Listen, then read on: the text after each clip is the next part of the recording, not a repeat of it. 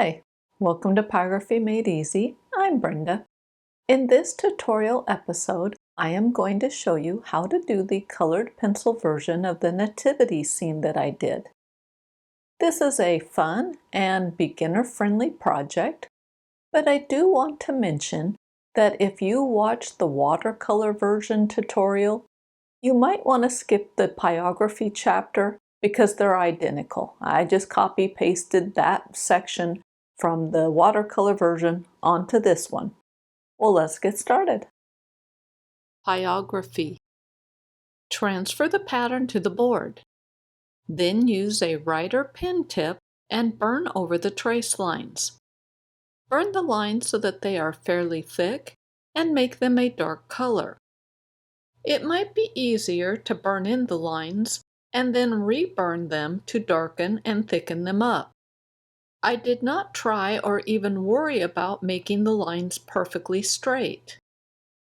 My goal for this artwork was to make it look like stained glass. Glass is cut, and I doubt that the glass is cut perfectly straight.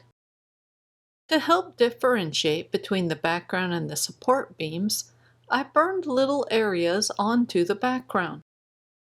After the trace lines have been burned over, then rub over the board with a pencil eraser to remove any residual graphite.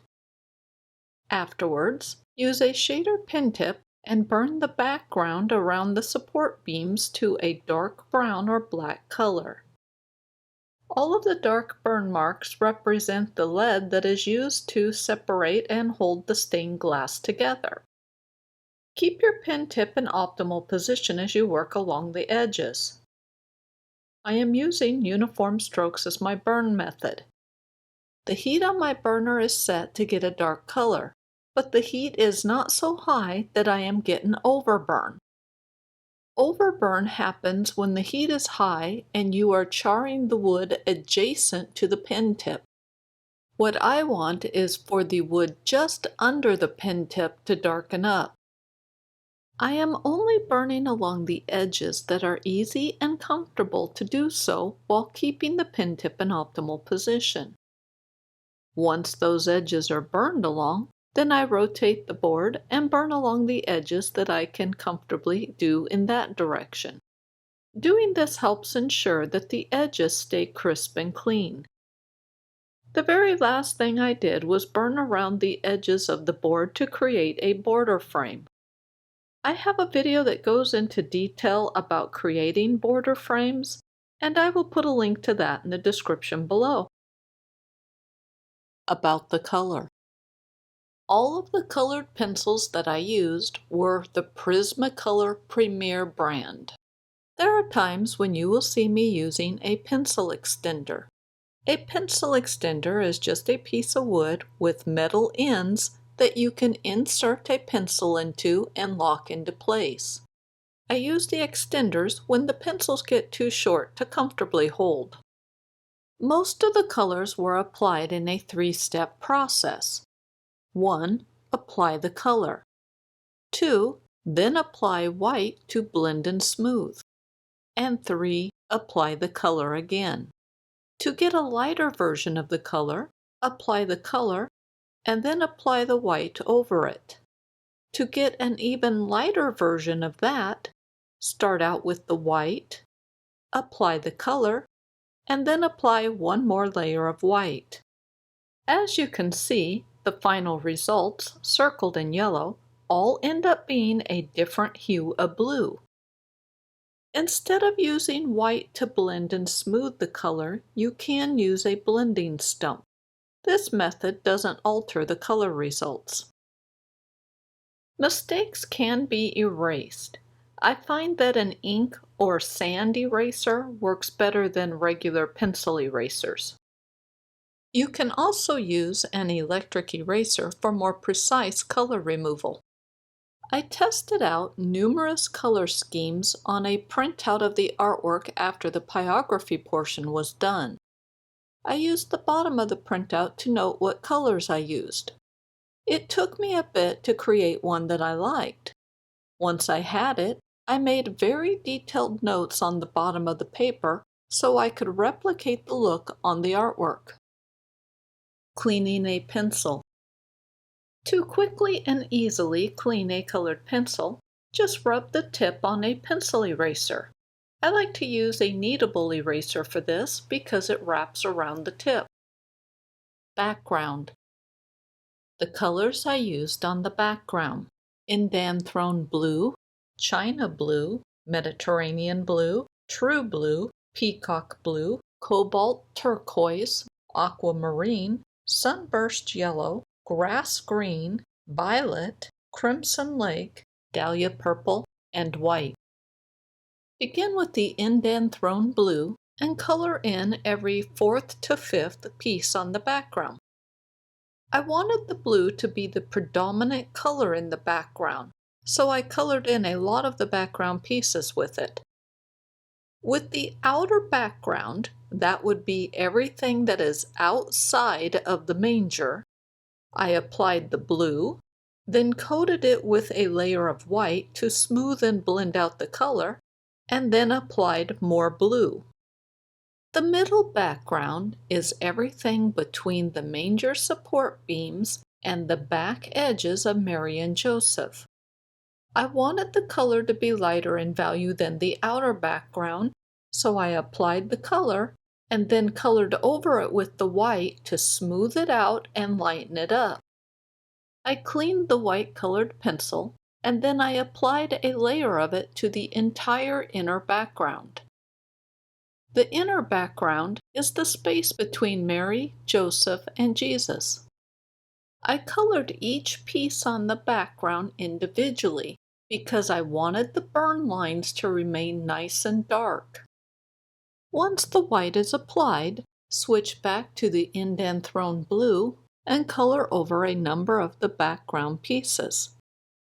Lastly, apply a layer of white over the blue pieces you just colored. Now switch to china blue and repeat the entire coloring process.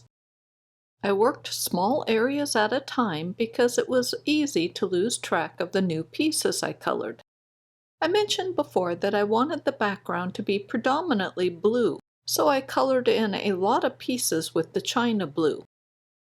I used many different hues of blue for two reasons. One, to make sure that blue was the predominant color, and two, I was trying to create a stained glass effect on the artwork. I did use other colors than blue on the background. I kept my use of those colors to a minimum, especially the grass green, sunburst yellow, and crimson lake. The reason was that these colors really stood out, and I didn't want them to become too distracting. One other goal that I had with this artwork was to make it seem as though the star was illuminating the interior of the manger. To accomplish this, I made the color get lighter in value the closer to the star it got. The manger.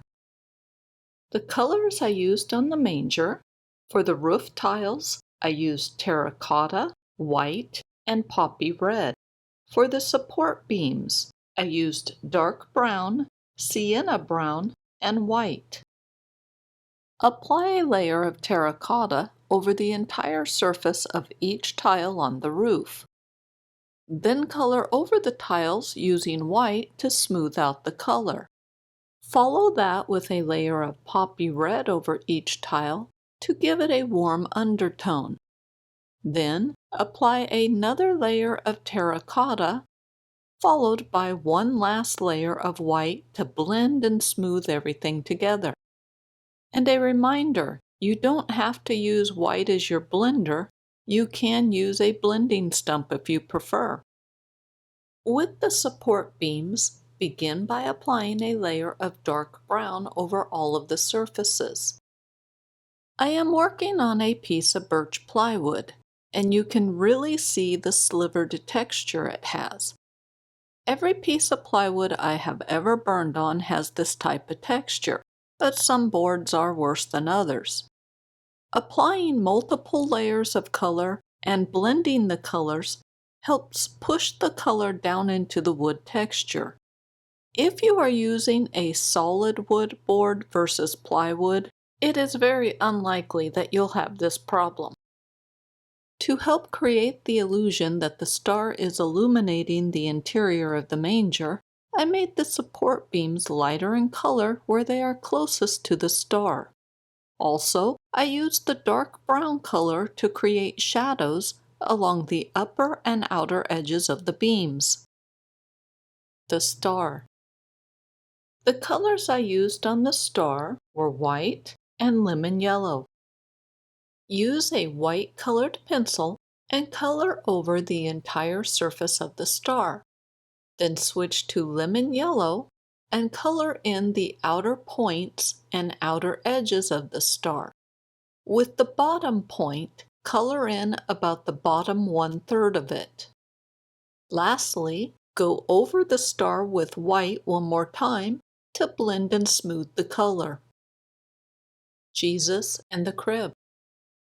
The colors I used on Jesus: light peach, beige rose, and nectar. For the straw, seashell pink, white, and beige sienna. For the crib slats, yellow ochre, sienna brown, white, and dark umber. For the crib frame, light umber, dark brown, and white. With Jesus, I started out applying light peach to the skin. Then I switched to beige rose and colored over it with that. And I followed up with the color nectar. I did not use white to smooth and blend the colors. I didn't want the skin to be any lighter than it already was.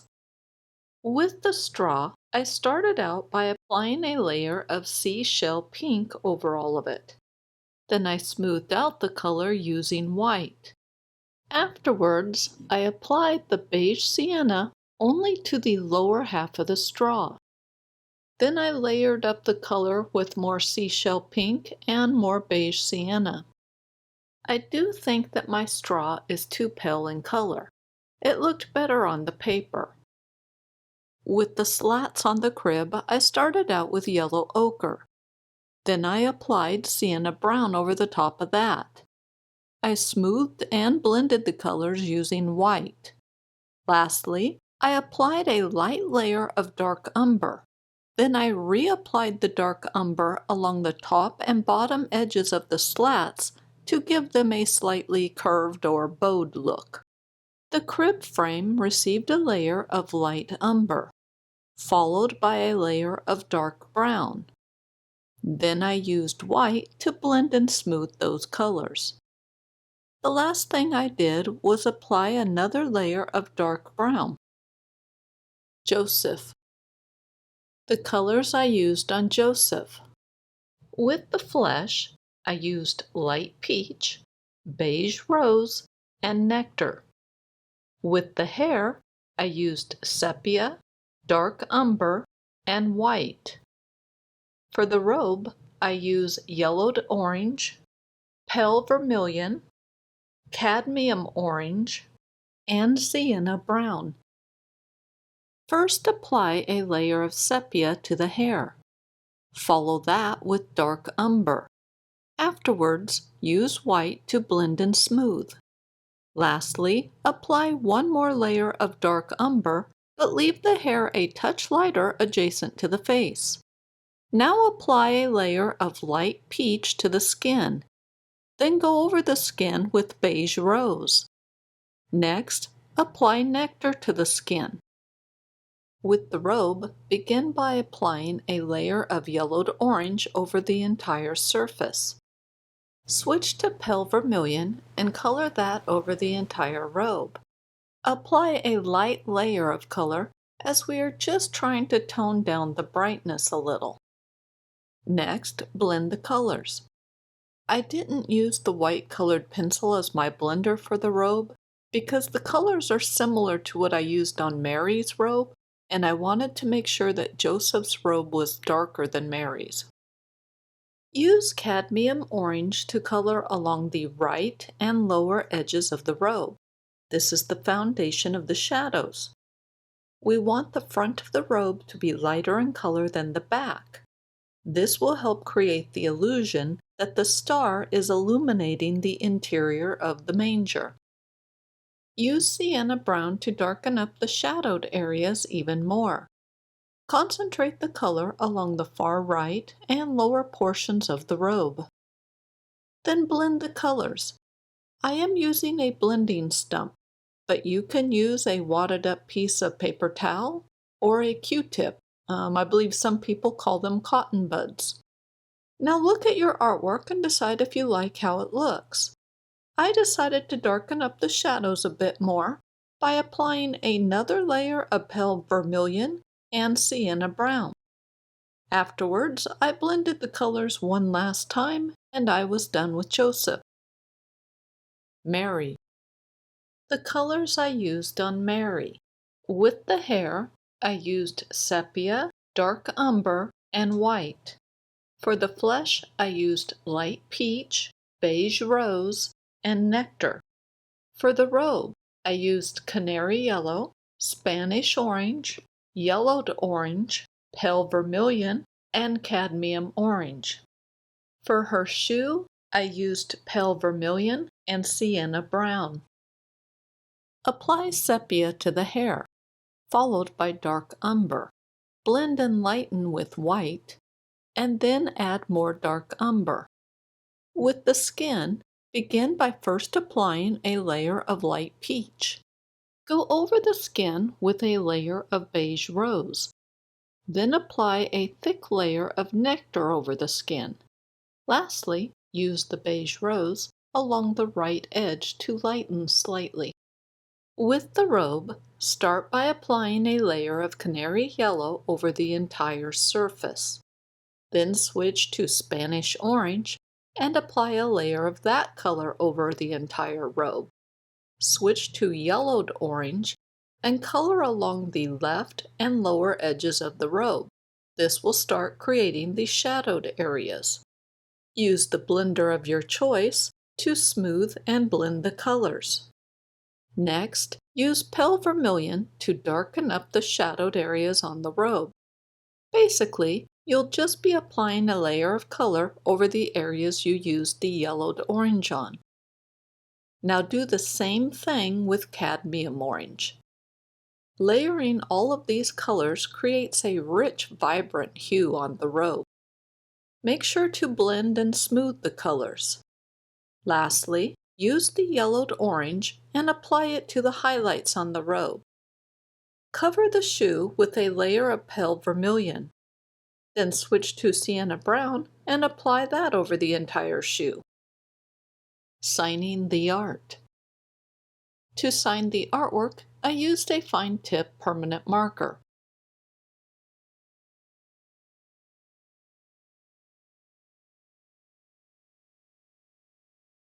Well, that's it for this video. I hope you liked it. On my website, Pyrography Made Easy, there is a written version of this tutorial along with a free pattern that you can download.